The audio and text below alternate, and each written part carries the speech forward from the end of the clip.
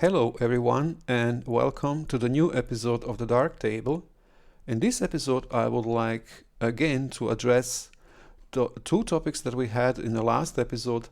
The first one was how to deal with the loss of the contrasts that have been caused by compression, and for that I have prepared two raw files with quite high dynamic range, which means that we also need a quite high compression for them. And the second topic is that question about a starting point for editing. And I have found few raw files with corresponding JPEGs. So we will see how can we use those JPEGs as some kind of a template for creating some kind of a style, which can be then used as starting point. Okay, so let's get started. So this is how our first photo looks like. It's quite dark because I have exposed it to the highlights, and I will first the length correction, then go with exposure. I think we need to go quite high here so that we are able to see some details on the door here.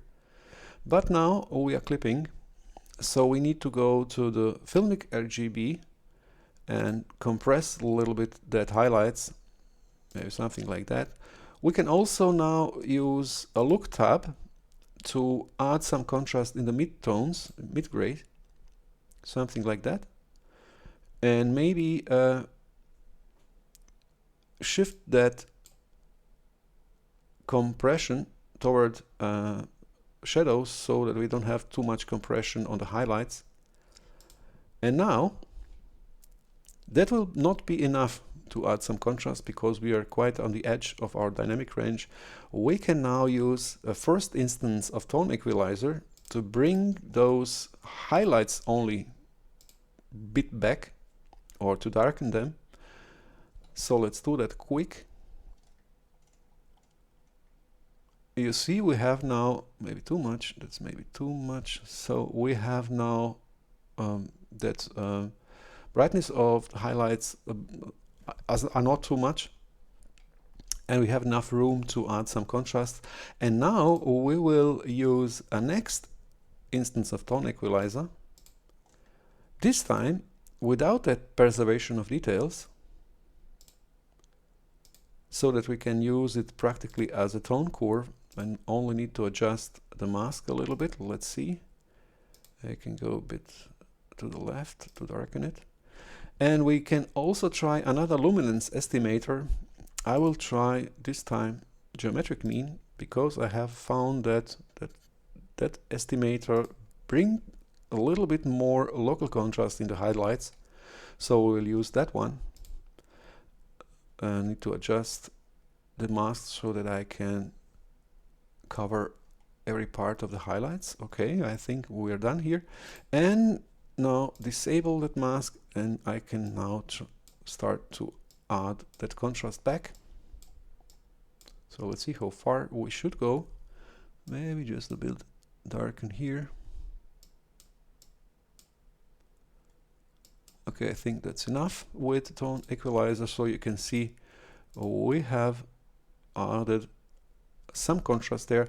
And now we can use also color balance RGB, because as you know from the last episodes, we will be able to add even more contrast through those sliders here.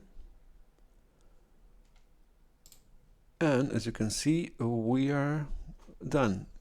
As last step, diffuse and sharpen. And we can see then before and after. So let's start with the length correction. Take snapshot and go to the last step. And as you can see, we have a nice looking photo. And what is very important, not to go too far with compressing of your dynamic range. You need to have that distinction between highlights and shadows, especially in this case where you have direct sunlight and not too much reflection from the other areas. For example, we don't have much reflection from the road to that door. So it will look normal to if you don't have that that distinction. So and maybe you ask yourself why I have first used first tone equalizer to bring that highlights back and then use the second one to bring them up again. That's because the first tone equalizer uses that preservation of details. And by preservation of details, we can reduce the brightness of the highlights without losing those details. And in a second instance, we adding even more details through the adding of the contrasts. So we have practically recovered that what Filmic has done by compression. Okay, let's try another one. So this is our second photo and it's quite similar to the last one. I need to think how much of exposure should I adjust here. I don't think we need too much, but I would like to go so far that I can recognize some details here. Let's say something like that. And of course we are clipping here, so we need to compress the highlights with Filmic RGB and maybe add a bit more compression only in mid-gray and relieve that compression from the highlights. And now we can use first instance of tone equalizer like in the last photo, and bring that highlights back. But before I do that, let's try to adjust the mask a bit better.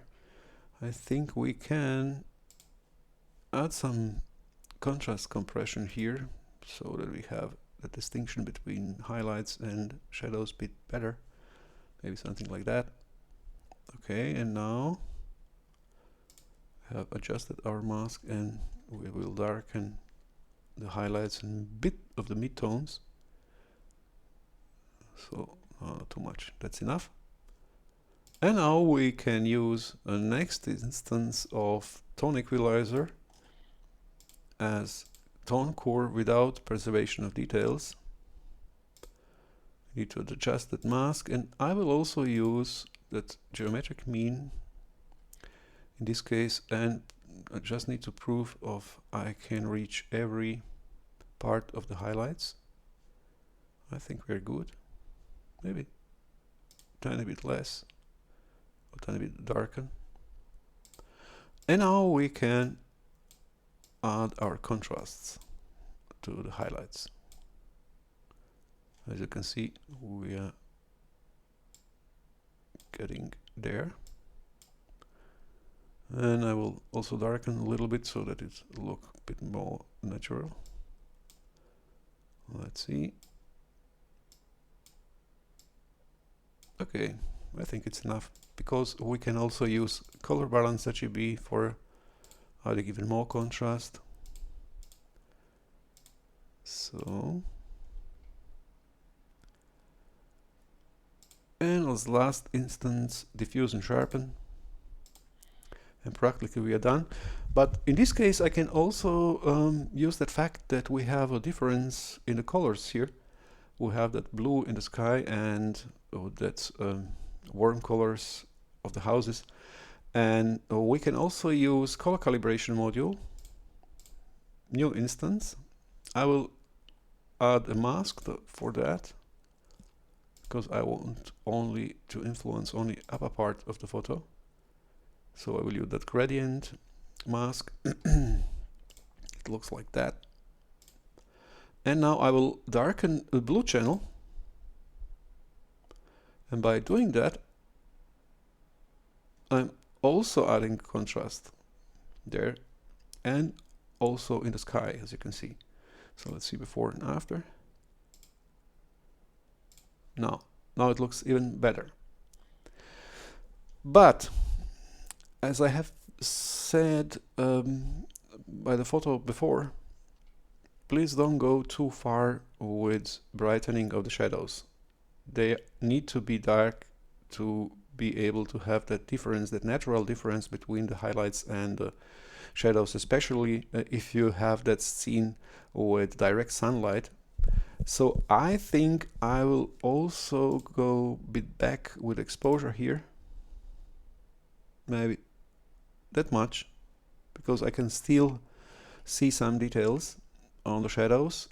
And I will go back to the tone equalizer 1 and maybe add even more contrasts in the highlights, something like that. So that looks much better for my taste. So let's see before and after. I don't know where to start. I think the mosaic is a good option.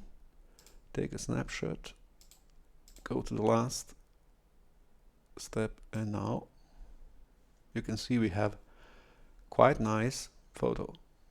We can recognize some details in the shadows, and we have quite nice contrasts in the sky and also in those houses, on the walls on the houses and windows. So we are done here. Okay, I will like to conclude that topic here with this photo, and if you have any questions, please ask them in the comment section, or even better, go to the pixels.us and we can discuss those questions there. Okay, another topic. Now I would like to address the topic of starting point for editing again. We talked about this in the last episode when we talked about the base curve as part of the so-called display river workflow. And we also mentioned a couple arguments against it, because recently Darktable offers a much better and much more modern approach.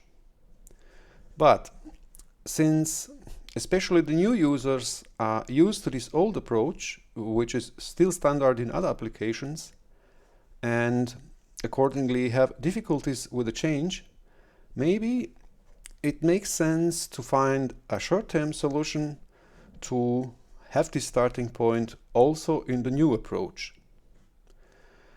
So the idea behind this is that the RAW files have the same or similar appearance as the JPEG files produced by the camera.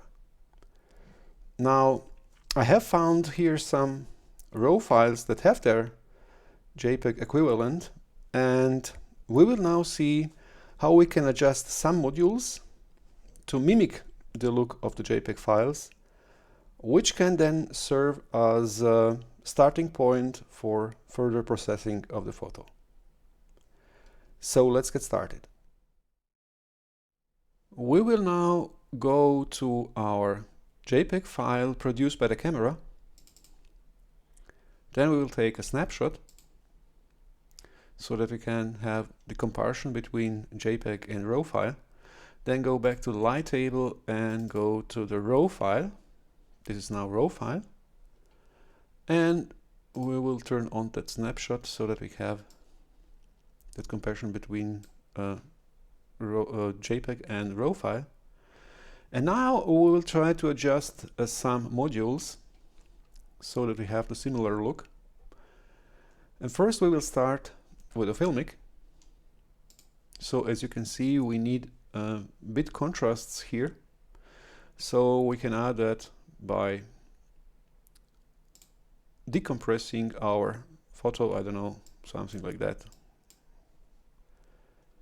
by using white relative exposure. And maybe, let me see, maybe we will go back a little bit with black relative exposure so that we don't have too much contrasts in the shadows. And at the look tab, we can add contrast in the mid-grays. I don't know, about something like that. And also relieve that compression from the highlights just a tiny bit. Let's see. Yeah, I think we also need to add some exposure. I don't know, let's say something like that. Okay, let's go back to the filmic. Yeah, it looks quite similar now, contrast-wise. But we need some saturation, and as you know, we can use color balance RGB for that. I need always, and I need to see the difference. Okay, and now we can add some vibrance. I don't know, not too much. Let's see, something like that. Then chroma, of course, as always. Let's see, maybe a bit less. Then we'll go to add a bit more contrast in the shadows, and of course in the midtones. Not too much. Let's see, maybe. Yeah, we're quite near here. I don't know, a bit more. Okay, let's leave it at that. And of course we need a bit more highlights, so we will use the perceptual brightness grading. I don't know, we can go quite high here, maybe even higher. If you want to go even higher, you can use that Bauhaus option and type some values, for example 13. Let's see, and now we are quite close. I will say that is almost the same. It could not be quite the same, but you have the similar situation here, so I will say that is enough. And we don't need to do anything else because we have saturation and contrast quite similar to the JPEG file. Now I could save those values as presets. For example, I go, no, exposure, I don't think I need to, let me think about, I don't think we need to do that by exposure because we need to adjust exposure for every file later. But what we could do is to add some preset for color balance now. So let's do that. Store new.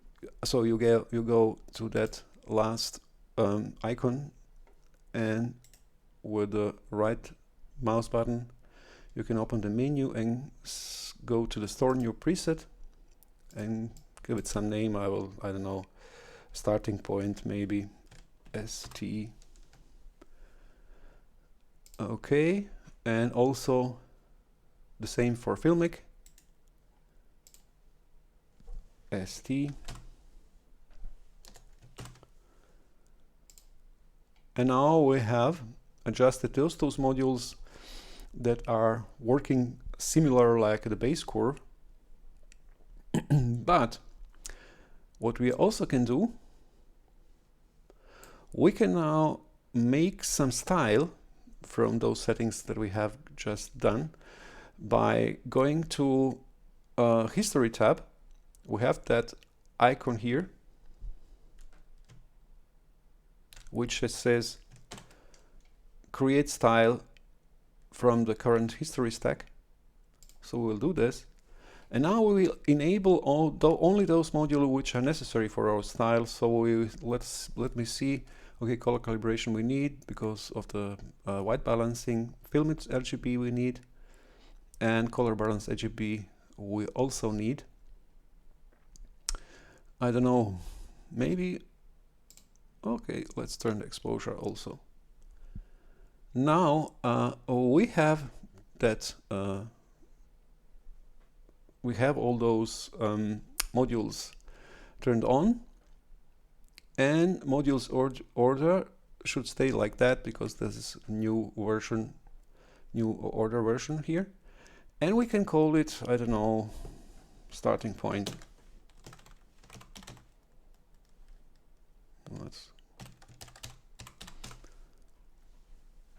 And save. Okay, now we have that starting point. We can reach that here if we want. in this area, let me move the thingy here, there. If you want to apply it to some other photo, starting point. Okay, let's go back now to the light table and just test it on one of the photo, for example on this one. So we'll click on it, and now we can see that style also in that menu here, styles. Now we have our starting point, and now we click on that raw file and double click on starting point, and we're done. By the way, you need to adjust here by the mode. It's important to overwrite, not append, because append means you add your modules to existing modules, but we don't want to that. We want to overwrite complete history from the raw file to which we applying our style. Okay, so let's see how this one looks like. So we go first to the JPEG file, take a snapshot, activate it, and now go to that file, raw file with applied starting point, to see, do we have that? Yeah. Now it looks great. So our style is quite similar. It's not identical, but quite similar to that of the JPEG. And now let's do that for all other photos. So we choose our raw files here, these three raw files, and just double click on starting point, and that style will be applied to all photos. Now we can readjust just a little bit every of this photo. Okay, let's start again with the first one. We have on every raw file applied that style, which is quite similar to the jpeg version. So we will go again to the JPEG just to have that comparison. Take snapshot and go to the raw file. Let's see. Okay, disable it for a moment, and now we can readjust our photo just a little bit better. I don't know, we can use tone equalizer, for example, quick, add some brightness. I don't know, the sky, we don't need to change the sky. We can also go use another color calibration instance for darkening a little bit blue, so that we have that contrast even better, something like that. And maybe diffuse and sharpen, and we're done here. So before and after, or better to say JPEG versus raw file. You can see it looks much better now. Let's go to the next one, take a snapshot, go back to the raw file. I don't know, similar to the last one, I will go just to the tone equalizer. I need to disable for the moment. Then I'll just add just a little bit of brightness, maybe even a bit more exposure, and diffuse and sharpen. And do we have every details here? Yes. If not, we can use tone equalizer also for that. So we can just darken a little bit the feathers of our bird. And now we're done here. Next one. So JPEG, snapshot, and raw file. Okay, this is JPEG and this is now a raw file. We have here differences in the sky, but that's because we need to adjust white balance here. So if I go to the color calibration and adjust the white balance, you can see it looks even better. Now we have adjusted that. Maybe it will readjust the temperature a little bit. Not too much, that's too far. Something like that. Okay. And as before, let's move that thing down. We'll use tone equalizer, just a quick adjustment. Adjust that mask in the middle. Disable that snapshot so that I can use that point here. I don't know, maybe brighten a little bit the shadows. And also, like in the last example, we can use color calibration, new instance with darkening blue, so that we have even more contrast in the sky, or some kind of polarization filter effect. Maybe add a bit more brightness to the red channel and diffuse and sharpen. And we're done. Let's see before, or let's see that comparison. As you can see, it's quite nice. It's much better. Our raw file now, or better to say, our raw file version. Okay, the next one. Now let's do that real quick. We don't need to lose too much time on this one. So, okay, I forgot to go to JPEG. Take snapshot. As you can see, JPEG is clipping here. But doesn't matter. We will use a raw file for adjustment. Yeah, it's quite similar. I think also the white balancing is okay in this one. So tone equalizer. Maybe darken a little bit the sky and that bench here. Add some brightness to the shadows, and similar to the last one, because we have the similar scene here. And diffuse and sharpen. I'm a bit less here. Something like that. Comparison. And you see, our raw file looks much better. And the last one. Let's take the snapshot. Oh, this one. This is JPEG file, and it's clipping. But let this disable that indication just to take a snapshot, and enable it again. And we are going here. Now we're clipping also. You can see we are losing color in the sky. But that's not a problem, because now we can use tone equalizer to adjust that real quick.